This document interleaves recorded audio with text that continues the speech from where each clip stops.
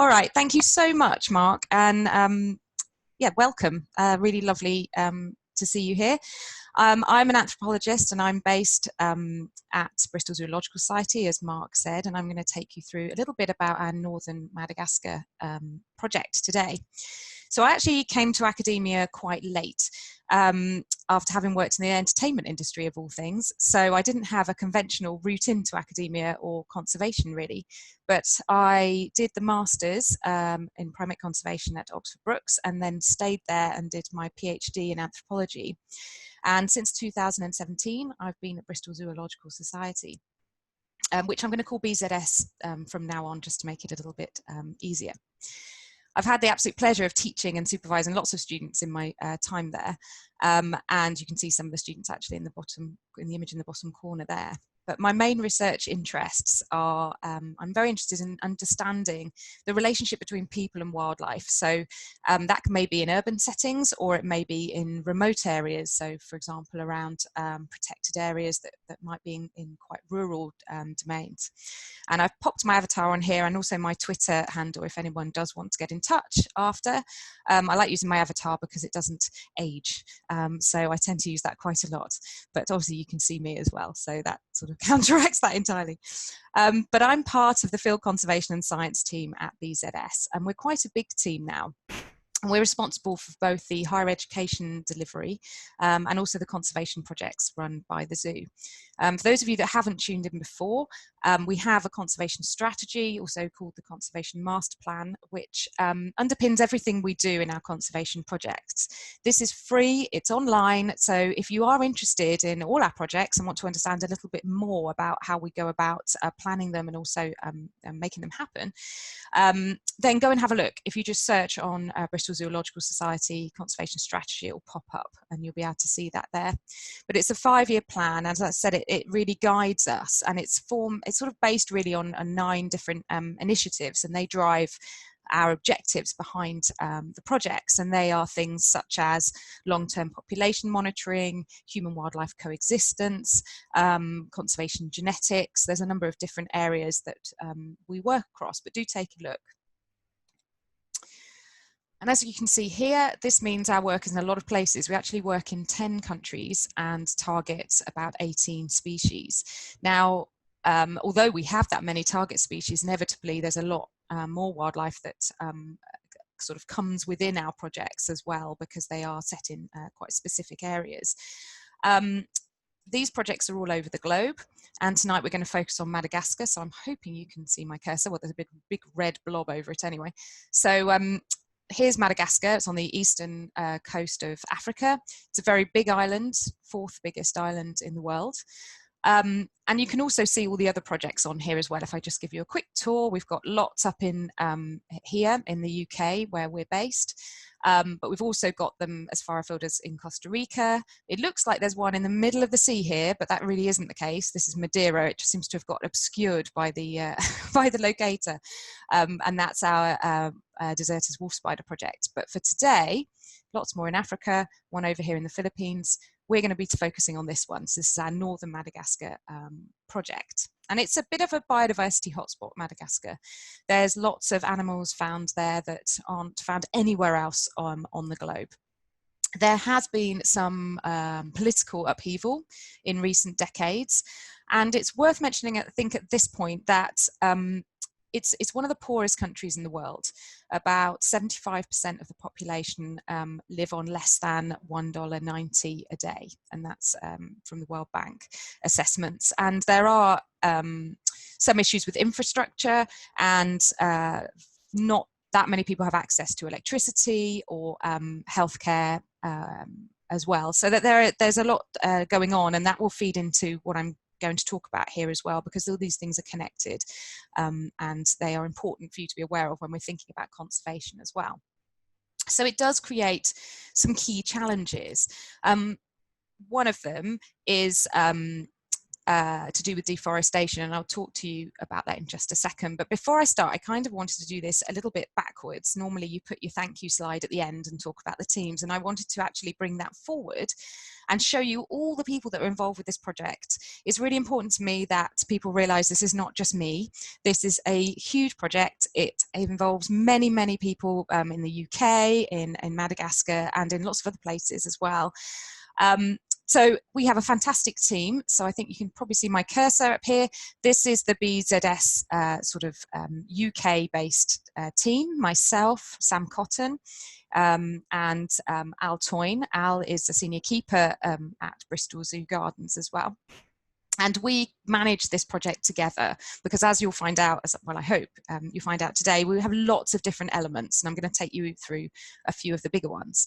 We also have PhD students. This is Dan here with Angelo, who he works with in the field. And Dan is doing his PhD looking at fragmentation, and we'll mention that a little bit more, or the impact of fragmentation on specific lemur species. And then we have the survey teams down here. So we've got Ravu, Fali here, Tainan and Hajar as well here, and Sadira, who manages the reforestation project. And hopefully, should technology work okay, you'll hear from him in a little while. So these are the teams that work on our surveying and also on the reforestation project. Over here, you've got Fifalian and Siori, who work on the ibis project.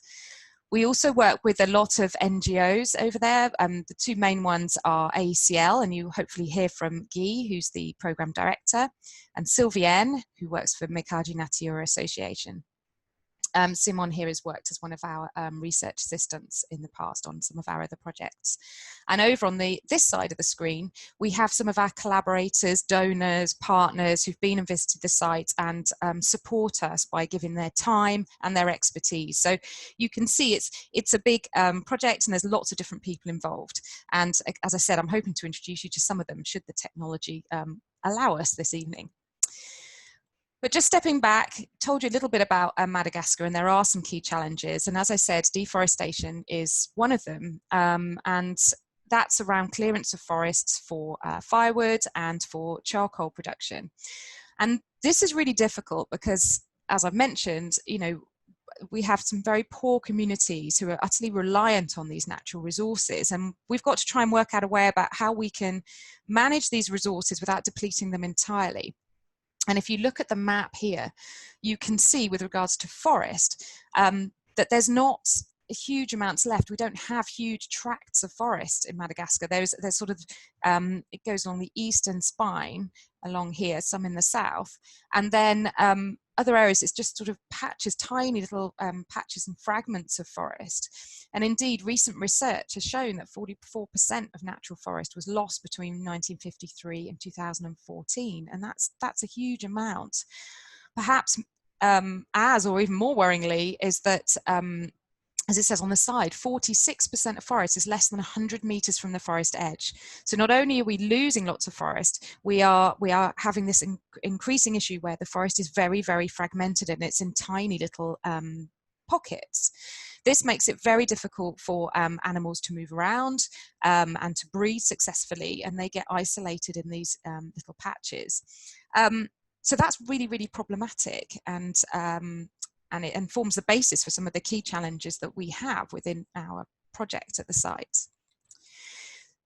In some ways, it's not a surprise, but it is really bad news that you know, a lot of the unique wildlife in Madagascar is under threat. And only last week, some of you have probably seen this already. I do hope you have. It did hit the news last week, and this from the 9th of July.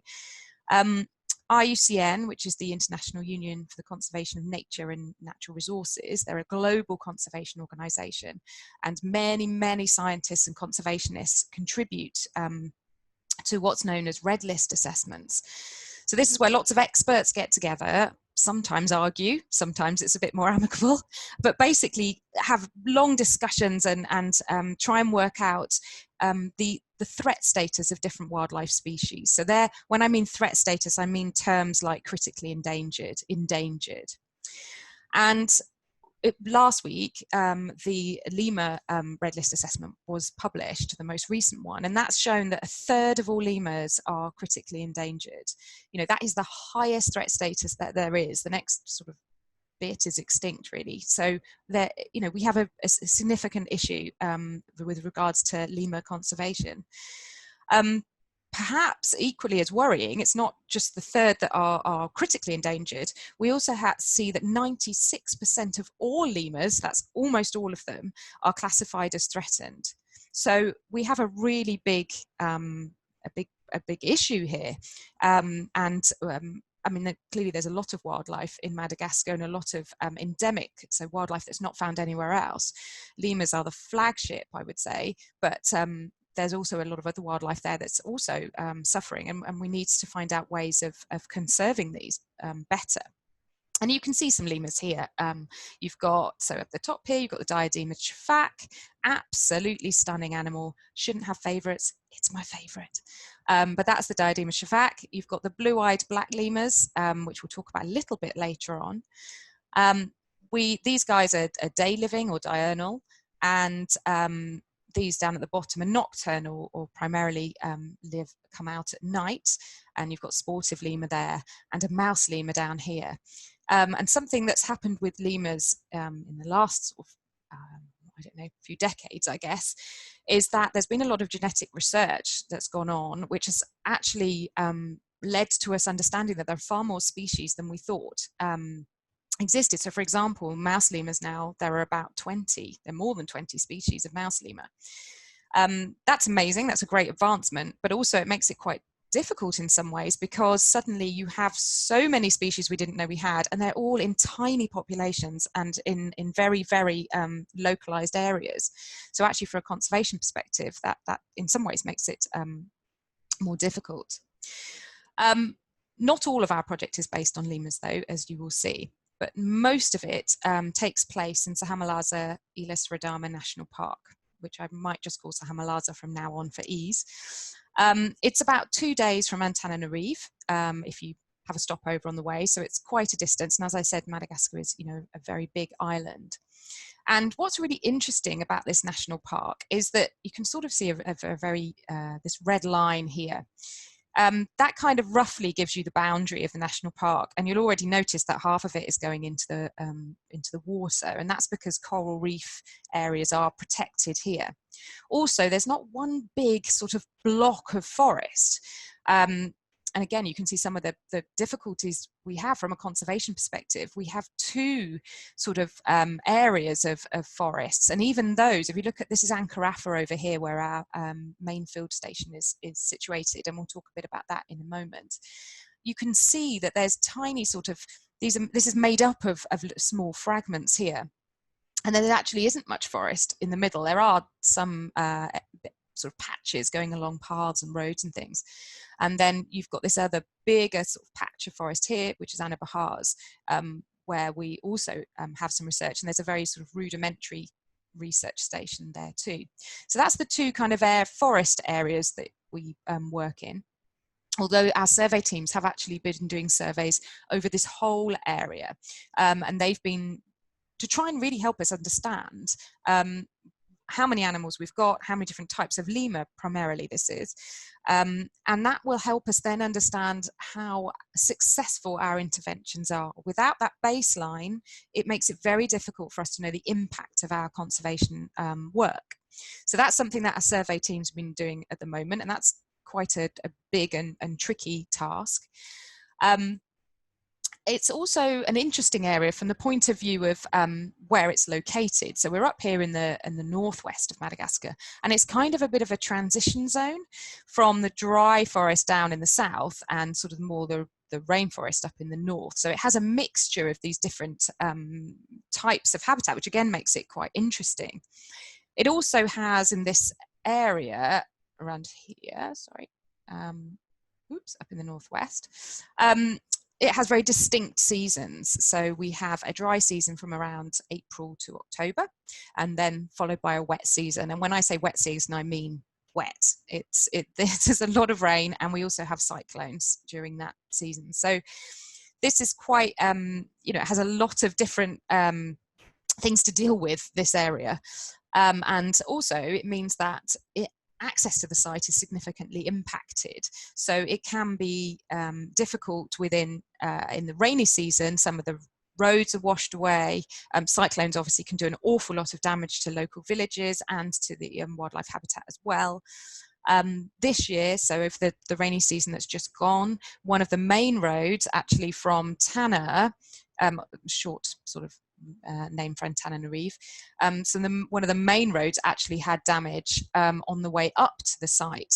That's like the equivalent of the M5 kind of just stopping, and that means no traffic, nothing's going through, and it makes it really, really difficult. That's how vulnerable the infrastructure it can be, and this happens on obviously a seasonal basis.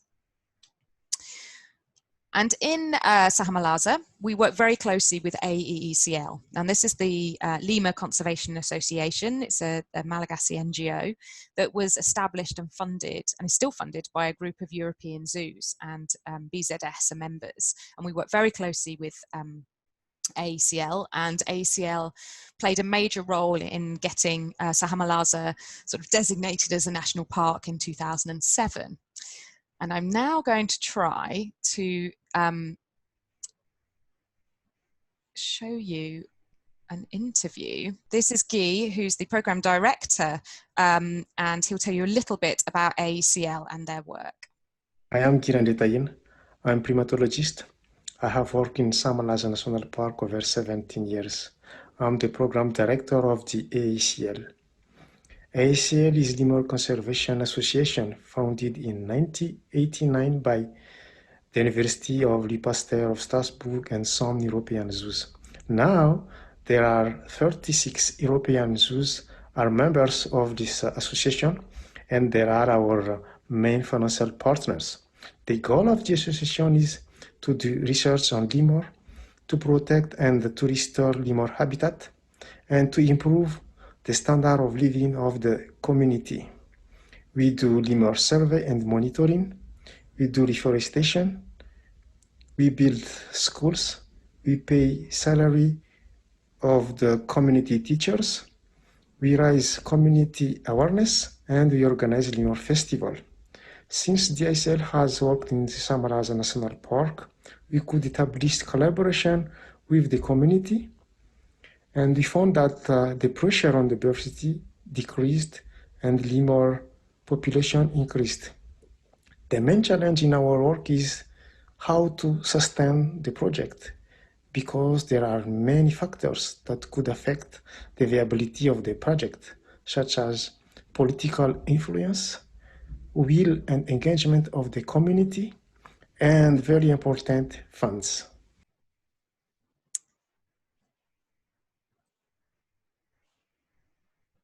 Okay. Hopefully that's you're back with me again and on the PowerPoint. Brilliant. So as Guy said, and he's referring to as well, you know, obviously funding at the moment is quite tricky with everything that's going on, and particularly because AECL is funded by zoos, that means there is a knock-on effect with zoos having not been open in Europe for a little while. So that's what he's referring to there in terms of his worries for the future. And a few images here that just sum up what Guy has mentioned. There's lots of community engagement, from schools to cutting out fire breaks, lemur festival, etc. And before I really wanted to go on any further, I wanted to show you what it looked like. This is Sahamalasa, and as you can see, it's a real mixture of sort of little fragments of forest and trees and grassland, and you have this incredible sort of view out to the sea. I mean, it's quite beautiful down here on the coast. You can also see quite a lot of erosion going on as well over here. This is Ankarafa, which is, as I mentioned before, a large group of sort of forest fragments, and it's where our field station is based, and I'll talk a little bit more about that later. But here are some of its inhabitants, because I couldn't fail to show you more lemurs. There are going to be more things than lemurs, but Madagascar is actually very well known for its chameleons, and if you like chameleons, if you're a fan of chameleons, this is the place to go. It's incredible going out at night on a night walk, head torch on, and the chameleons are all sleeping, and so they're all sort of positioned very, very still, and you can just see them as you go around, and it's very easy to see them, and they're extraordinary. But we've also got some lemurs on here as well.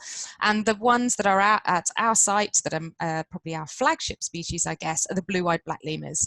And this is the male, actually, that's black. And this is the female over here on the right side that's brown. But they are both the same. They're both blue-eyed black lemurs. This is a sportive lemur. And just to show you, I'm not completely biased towards lemurs. There are the ibis up there. And we have an ibis project, which I'll talk about a little bit later on. Interesting enough, the ibis actually have a blue sort of eye patch around their eye. If you can get ever close enough to see one, it's actually, I'm sorry, that's the best image I've got. But yeah, these are some of the animals that we work with. So very quickly, as all our projects, we've got key objectives that underpin our work, and I'm going to take you through some of these areas. So point one is about reforestation, and we'll talk about that. We want to understand biodiversity within these fragments. We are working with local communities to investigate sustainable use of natural resources, and that's particularly prevalent in the IBIS project. And we'll talk to you a little bit about how we are developing the research station, or our field station. And building capacity kind of underpins all of those. So whether that's working more with local people, getting more job opportunities and training, that's something we're trying to do a lot more of. And the bottom point is really about, is really the zoo-based side of things. So we contribute to a lot of breeding programs for Malagasy species. I'm not going to cover off that bit today. We're just going to focus off on the kind of the fields based side of the conservation project. So the first thing I'll start with is the reforestation project. So it became clear that our previous reforestation efforts in this area had not worked.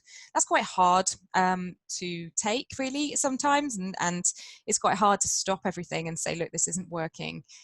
We need to kind of work out why, and we also thought we'd take a more experimental approach to try and work out the best way to progress this. Is clear that we need to put some reforestation in place, but how do we do that in a way that's effective? And if you just bear with me, I am hoping that will introduce you to Sandira, who manages this project and will tell you a little bit more about it. Hi guys, I am Sandira. I am managing the reforestation project in Sambirano National Park in the northwest of Madagascar.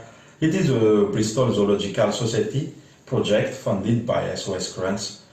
I did a master in primatology, during which I looked at the behavior and the ecology of Dobentonia madagascarensis, the Malagasy nocturnal lemur. I've been working with different NGOs like WWF, CA, on conservation-related project. In Sambirano, where I'm currently working, previous reforestation efforts have been largely unsuccessful, with planting trees either dying or failing to thrive. So we have been adopted an evidence-based approach to identify the best way to plant trees via the creation of a series of experimental plots. We came up with a new design of hole to plant trees. It is a 40 cubic centimeters hole, inside which another 15 cubic centimeters hole was dug up. This creates a cool environment to the seedlings. Besides, we have also fenced some plots to protect seedlings from grazers. So far, this method are pretty much successful. One of the main challenges within this reforestation project is the weather in this region. It is very hot and dry area, making seedlings establishment very difficult. In addition, some of the local people practices, even illegal, like slash and burn, grazing in forest, represent a big threat to the project. However, there is a reason to be optimistic, because people are willing to change a practice and start to consider the value of protecting their environment for them and the future generation. Okay, hope you can see the slides again. Great, thank you, Sandira. So as Sandira mentioned there, they, with support from other collaborators, came up with a different design of planting hole. Now it's fairly labour intensive. You can see these are deep holes, but what they label us to do is to protect the seedling. It's much cooler down here. You can get shade from the sides of the hole, and that just allows the seedling to really get a good chance of survival at those early stages. But as I said, you can see this is very labor intensive. This is really hard work, digging holes for every single seedling, of which there were, I think we had about 1,800 in the nursery here. And just give you a little flavour of what it looks like. Again, if you look carefully, you can see that this is not a big block of forest. This has got, like, it's sort of broken up. You've got spaces between. And you'll notice, hopefully the first thing you notice is that all of these experimental plots, there's 49 of them, I believe, are positioned on the edge of the forest. And that's because we believe that that will give the seedlings the greatest chance of survival, rather than not just putting them out in the middle where it will be extremely exposed. And then, as Sadira mentioned, there's different sort of approaches to each. Some of these are fenced. Some of them are managed differently, so they might be watered once a week, once a month. And we're just trying to really understand what kind of management they might require at this stage, and how we can best make sure that their growth goes well, and they actually grow and survive, thrive well in this environment. Rav is very pleased here. So we are seeing some increased survival due to the new style of planting hole, which is fantastic, about 20% increase in survival rates. And we are now monitoring, that's where we are at the moment. We started off monitoring monthly, and now we're monitoring every 4 to 6 months, measuring the trees. And you can see some of them are doing really well in these holes.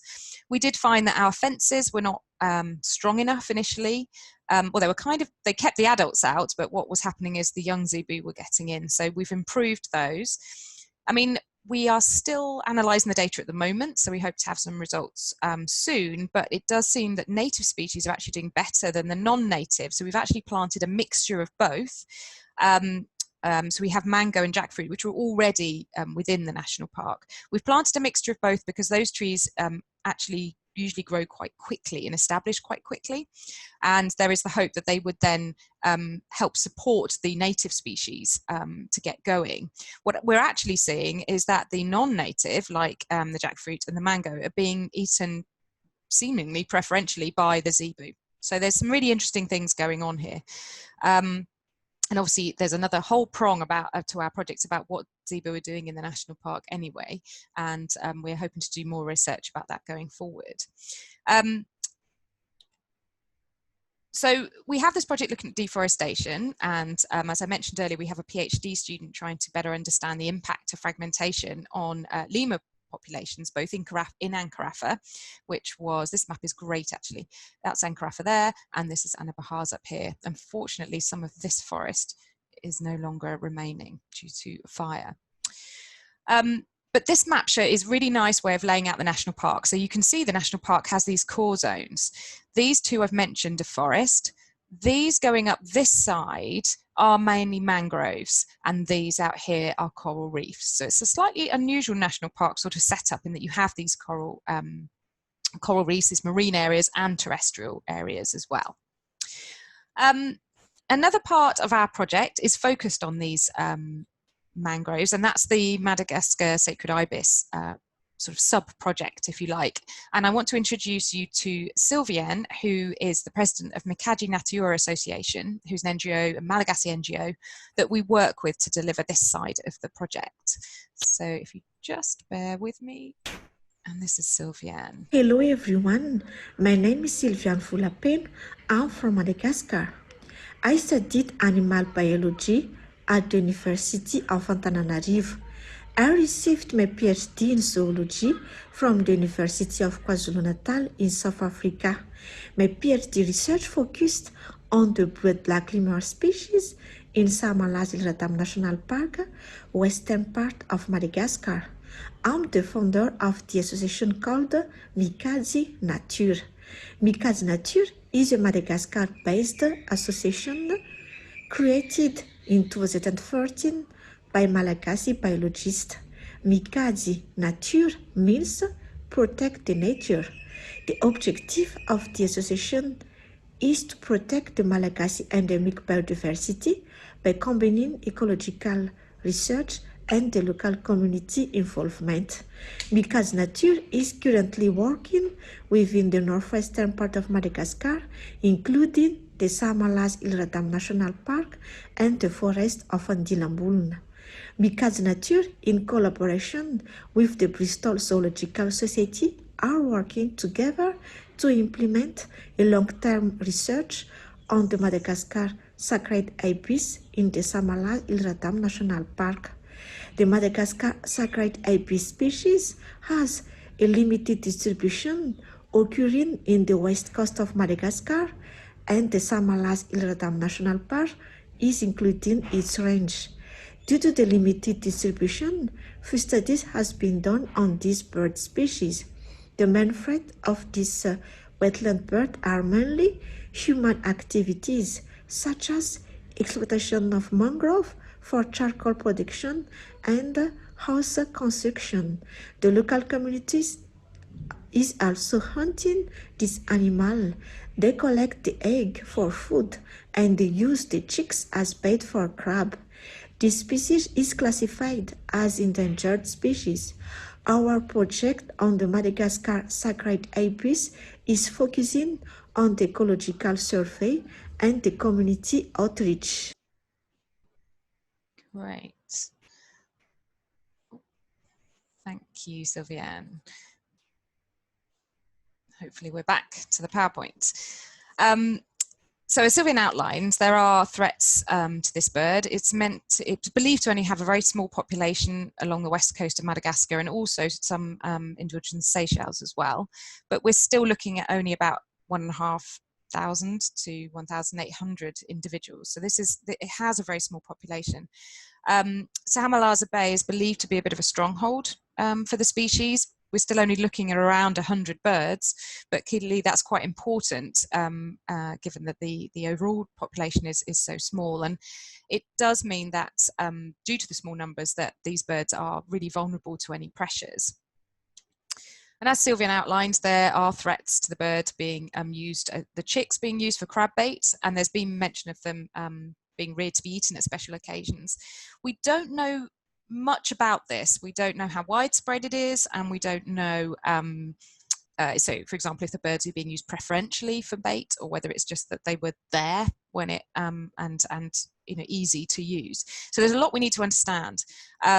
We also know there's lots of fishing that goes on, and you can see here this is one method of fishing. They sort of barrier off part of the water next to the mangroves and the fish get trapped in the middle. What we don't understand really is how much potential impact that's having on the bird, and that's what we're trying to find out. And obviously there are lots of other water birds in this area as well. And we did a bit of a preliminary recce last year, and we spoke with people at 3 villages, and this suggested quite a good knowledge of birds in the area, which was fantastic. And in the long term, it would be great to employ people from the local villages to support our monitoring efforts. But we also found out that people use the bay quite differently depending on where they're based, and they are really reliant on the bay for their natural resources, whether it's collecting crabs or fishing. So we need to find out really the impact of these activities on both the bird and also look at sustainable solutions for people as well. And we'll do that by more population monitoring, and also Fifaliana, who I mentioned to you at the beginning and showed you her picture at the beginning, she's going to do some sort of anthropological research really with local people, to spend time with them and really try and understand what's happening in terms of natural resource use.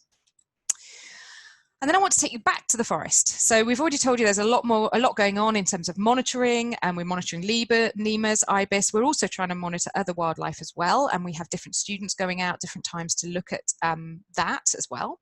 But we really want to build greater capacity in the area, and we want to be able to have a bit more of a centre where we can train local people, and also have local people coming in and telling us about their local environment as well. So we're really learning together. And we also want to ensure greater sort of presence at our field sites. So this was our field camp a couple of years ago. You can see it's pretty basic, pretty idyllic, but it is basic, and we don't have the facilities such as a lab at the moment in order to process sort of, samples in the field. As you can see here on the bottom left, this gets very muddy in the rainy season, and so your tent would have to be on a platform, and we have a sort of corrugated iron roof there to stop the rain getting in, or you can camp on the ground, and that's our main kind of accommodation at the moment. We also have an open kitchen, which I'm sure, as you can see straight away, is not the most sustainable use of resources, and is not the most efficient, and we want to look at that too. This is our shower room, for want of a better word. I mean, this is idyllic. It's absolutely delightful at the end of the day to sort of plunge in here. But we were needing an improvement. Lots of the buildings at site were sort of crumbling as well. And so we've been working for the last couple of years with the incredible support of Landscape Architects Grant Associates, Architects Field and Clegg Bragley Studios, along with the Field and Foundation, and Bureau Happold Engineering. And these organisations are based in Bath, or have sites in Bath, and they've been supporting us. They've been offering their expertise to really help us design a new sustainable field station, and Network for Social Change have been supporting financially. One of the reasons this is really exciting is it uses what are known as ISSB, which are interlocking stabilized soil blocks, and you've got a picture of one here, and they have been used in a number of places, particularly in Africa. And these blocks are basically compressed soil with a very small amount of cement, and you can see here how you do it. It's sort of, you pop the soil and cement in here, and then you push this bar down and it compresses it. It makes a very strong brick, and what is great about it is that these can be air dried. They don't have to be put in a kiln, which means there's no wood required to actually dry them out, which is fabulous. So really, really good. Very difficult to get a press onto site. I mentioned that it's quite hard to access this site, and when in the rainy season, when the road is out, things have to come in by quite small boats. So this came in by boats, a little bit hairy, but it made it there in the end. And this is where we are now, which is really exciting. Now, if you look behind, just here, I hope you can see my cursor, but this building behind will give you an idea of the building, the sort of condition of the buildings that were there. So you can see that's really broken down. We got quite a lot of insect and rat activity in these stores. So what we've done is we've built this first sort of building here, and it's better for you out here, and this will be our accommodation for researchers or for students, both Malagasy and international. So if anyone is interested, give us a couple of years and this is going to be amazing. We've also put in a solar water pump, so we can now get water straight to camp, whereas before it had to be carried in on buckets. This is really really exciting. The next thing to do is we need to knock down that old building in the background and lay the foundations for the next building. And the plan is it will look like this. So at the moment, we've got this building at the top here, kitchen, and then this building will be the next stage. So we're getting there. Obviously, we're on hold at the moment because of COVID, and we're not sending any survey teams or any of our research teams into the field at the moment. They're all staying put, and in fact, as far as I'm aware at the moment, Tanner is still under lockdown. So this is, this will happen, but is having a little bit of a delay at the moment, but very very exciting. And the last little bit that I wanted to, I'm realizing I'm sort of okay for time, the last bit of the project I want to tell you about is our work in agro ecosystems. So this is another prong to the project. An agro ecosystem is an ecosystem where you can have high biodiversity, but also people can benefit from agricultural activity. And one of the examples of this is traditionally managed cacao plantations. So they're a great example because the way the cacao is grown, you have shade trees going over the top, and then the cacao is grown beneath. So those shade trees actually can house quite a lot of biodiversity. And obviously the advantage of this kind of system is you not only have habitat for wildlife, but you also have a benefit to keeping those trees to local people. It's financially beneficial. And this is really exciting because whilst I'm not claiming that an agroecosystem could replace a natural forest, we could use this kind of system to connect fragments together, which is, you know, we need to look more into it, but is kind of what we are thinking about at the moment.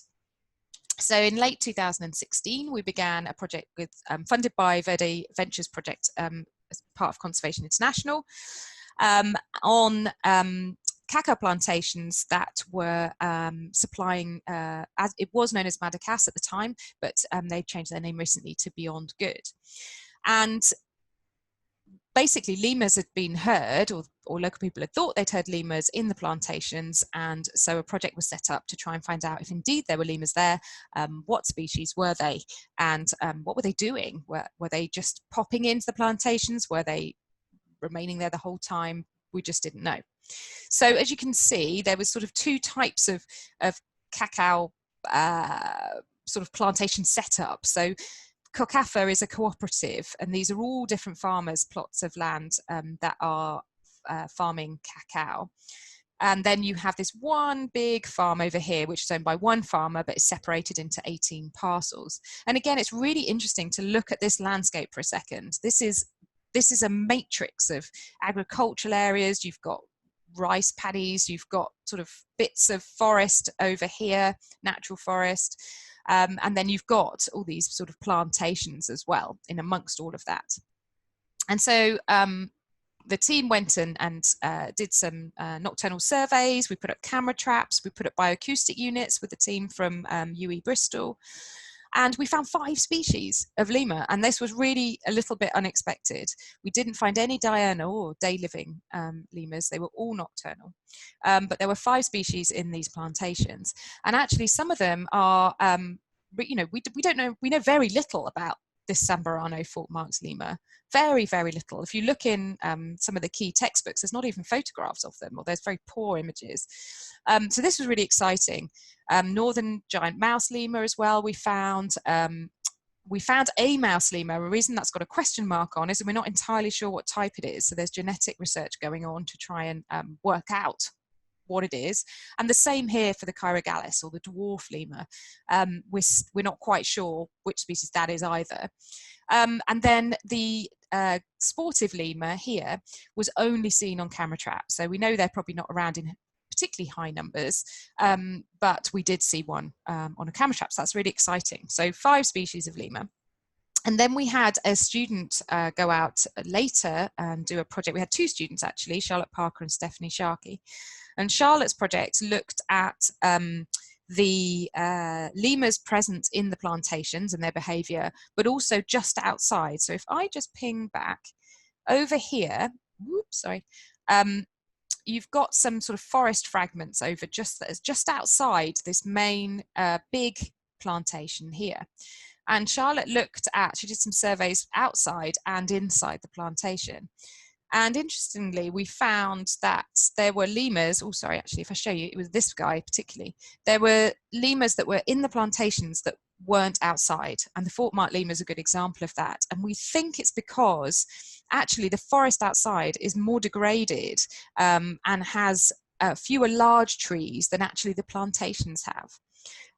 So that was very interesting. And the plantations are a mix. When I say shade trees, they are, I think we had 39 species of shade trees across all these plantations. So it's quite a mix. It's not just one type of shade tree. And actually they're a mixture of native and non-native shade trees. They have mainly been planted, we think, you know, for humans, because they're trees that have utility for humans. So they might be trees that are popular for firewood or medicinal use. But actually some of these are also trees that are used by lemurs. So it's kind of a bit of a win-win situation, really. And in terms of going forwards, we, thanks to our ongoing sort of relationship with Beyond Good, we are hoping to continue this project and looking at improving connectivity between the plantations and the forest fragments outside. So watch this space. We're hoping to have announcements about that very soon. And then just to finish it off, because this has come up a few times and people have asked us about this, as we're under the banner of stories from the field, we often get asked, what's it like? What's it like to work in some of these places? Well, we're very lucky, and I appreciate, I'm very lucky to get the chance to travel to Madagascar so often. Field work itself, and this probably goes for field work anywhere, not just in Madagascar, but also in the UK, anywhere, it can be quite grubby. It can be quite tiring. This is Sam and I. Sam's going to kill me, but this is Sam and I coming back from a very long trip in the car, and we're sort of got a vibrant shade of orange, I would say, from the dust. So it can be quite grubby. It can be tiring. You need lots of patience, and you need to be prepared to be flexible, because things often don't go the way that you planned. Now that also counts for the time that we spend sitting in the office and managing the conservation project as well. You spend a lot of time trying to solve, well, looking for funding is one, but also problem solving with limited resources. How can we make our resources stretch? How can we make sure our teams are kept employed? But for my part, you know, Madagascar is a beautiful country, and the Malagasy people are incredible, and we have a fantastic team, and you hopefully have had a flavour of some of the expertise out there. And I think it's, with all the collaborations we have, that's really exciting, and it's the networks and working together that makes it really, really positive. So yeah, it's great. It's a brilliant sort of part of my career, and I'm very pleased that I get the chance to do it. But then also remember that conservation isn't just somewhere else, it's also on our doorsteps as well. So there's lots we can do in our local environment as well, whether that's through carefully choosing what we buy, whether that's for volunteering for local conservation organisations as well.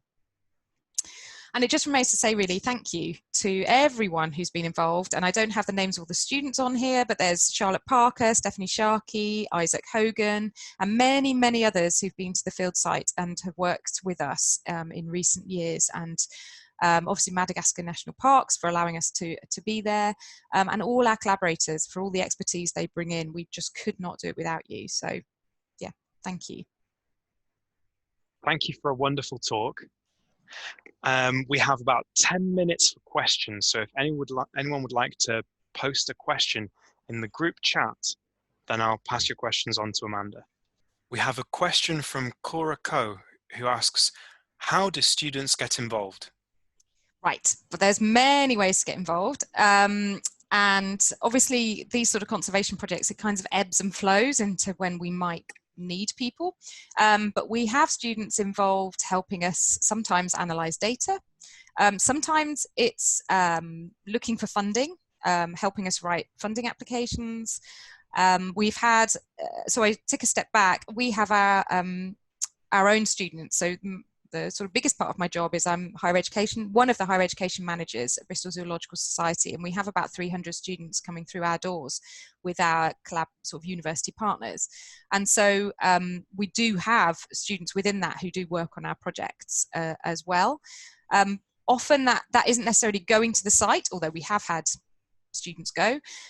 It's also doing the background work to make sure that this keeps going. And as I said, that might be helping writing grant applications. But my advice would be to get in touch with people who manage, get in touch with me. You know, sometimes I'm crying out for extra help. I can't guarantee that all the time, but contact me. Our details are on the Bristol Zoological Society website for all our team, and yeah, find out what we're doing. I mean, sometimes it's quite useful if people contact us, if they let us know their skills. So if you've done, I don't know, if you've written grant applications before, or you've used GIS, Geographic Information Systems, before, that can be really handy, because we can then see if you can fit. But yeah, we'll take all the help we can get. Thank you, Amanda. We have another question from Bob, whose question is generally about the decision to plant non-native tree species as part of your reforestation efforts, aspects to do with social benefits of these trees. Is there anything more that you'd like to say about how you came to that decision? Yeah, so I mean, previous research has kind of shown that non-native species have grown quicker and have established better than native. So it was felt if you, and this is something we're testing actually, but the problem we have is we do not have time. We don't have a lot of time to wait for these trees to establish. You know, this could be 20 years away. So we need to get something up as as quickly as possible. So that was kind of really the feeling behind it. And actually these non-native trees could then provide some shade, which helps native seedlings to establish. So this is an approach that's been taken in other places as well. And I'm hoping, as we go through this study, and Sam is leading on this, that we'll actually get a better idea of whether that is the case. Is it that the natives find it harder to establish, at least to get going, or is it enough to have that new design of holes, for example, and have them right next to the forest edge? So it is quite tricky. We're not putting in trees that weren't there already, and yes, of course, they could be really beneficial for local people. So you could get a situation where, when they've grown, we could take them out, and then we have the native trees there. Thank you, Amanda. The next question is from Suze, who asks, basically the question is whether the lemurs that you're finding in these plantations are eating or damaging the crops in those plantations. Are they using it as a food source? And how are people responding to that? Yeah, that was a little bit of a worry at first, because that could have been absolutely the case. And then we would have, that would have been a little bit more problematic, because obviously they'd have been more of a pest species. Actually, so far, from all the monitoring we've done, they're not eating the cacao. There is some indication they might occasionally eat the flowers, but that needs to be looked into in a bit more depth. But generally, that hasn't been seen at all, and which is great. So, and generally, the local people are very tolerant of having them in the plantations. Generally, we did also do some research interviewing local people, and generally people like to have them there. So yes, we're on a kind of a good position there. They're not regarded as a pest. There's no evidence that they are a pest.